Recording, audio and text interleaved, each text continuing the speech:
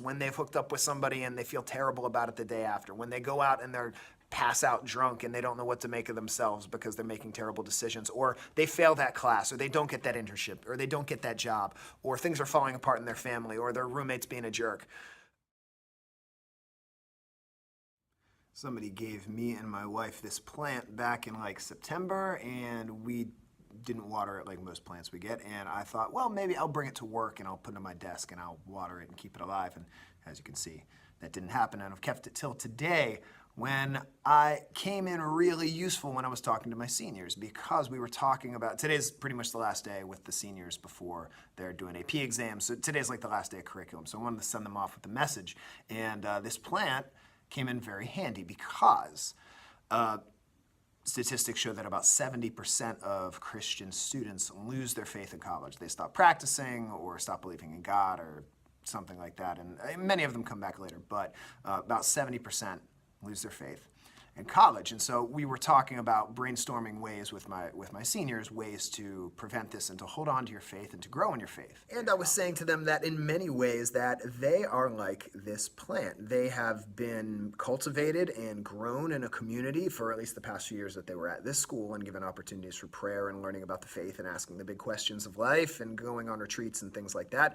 But also many of them through their families and their churches that they've grown up with. They've been cultivated and planted in a safe environment, and they are about to be uprooted and transplanted to a new place. And when you uproot and transplant a plant, it needs extra nutrients, it needs extra water, especially in those first few weeks and months. And so I challenge them that if their faith is important to them, their relationship with God is important to them. They want it to be something that doesn't just die. And I have students who have graduated contact me every year, sometime in the fall, talking about how they're going through a crisis of faith.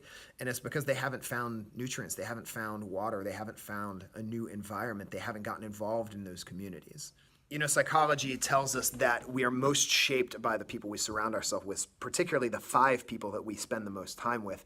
And so as you're going off to college, even if you're already in college or you're going through some other transition, think about, who am I choosing to spend time with? Who am I choosing to date? Who am I choosing to live with? Who am I choosing to spend my free time with? And, you know, if you're going out to the bars, hanging out with whoever's around, you know, getting involved in fraternities and sororities, which can be fine, but can also be a bit of a cesspool depending on which ones you join, then you're just surrounding yourself with whoever. But if you're getting involved in a faith community, in a Newman Center, Catholic Student Center, Christian Fellowship, Bible study, Wednesday night worship, whatever it is, then your college years are going to be a time of growth when you come to love your faith rather than a time that is an obstacle to your faith. And the last thing I said to them is, it's not just about your faith surviving for your own sake, but also for those who you're going to be friends with. You know, we might struggle, those of us who have grown up in church and gone to Catholic schools and been in youth group and stuff like that, we might struggle with staying true to our faith. But somewhere, you know, where we know that really God is the most important thing, and that, you know, money and pleasure and sex and the drinking and even like focusing on a career and money and all those sorts of things are not going to bring us happiness. We may struggle with those, but we know somewhere. But a lot of the people that you're going to be friends with and roommates with and date, they don't even know. All they've been sold for their entire life is this American dream of the best they can think for themselves is about being someday upper middle class, where they've gotten the grades, they've gotten the job, and they have this thing, and then they wonder, why do I have no meaning in my life? And so the only way they're gonna know is by watching you. You have what they need.